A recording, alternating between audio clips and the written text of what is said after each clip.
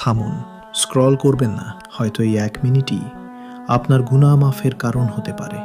Video শেষে একটা ছোট আমল বলব, যেটা করলে আল্লাহ সব গুনাহ মাফ করে দিতে পারেন। শেষ পর্যন্ত থাকুন। আমরা সবাই গুনাহগার। আমরা সবাই গুনাহ করি। কেউ জানে, কেউ জানে না। কিন্তু রাতের অন্ধকারে আল্লাহ সব দেখেন।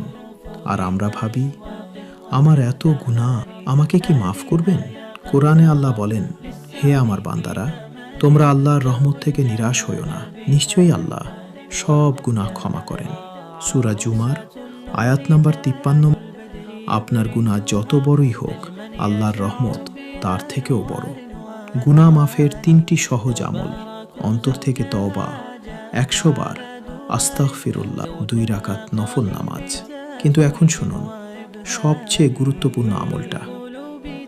রাসূল সাল্লাল্লাহু আলাইহি ওয়াসাল্লাম বলেছেন, যে ব্যক্তি আন্তরিকভাবে তওবা করে সে যেন গুনাহই করেনি।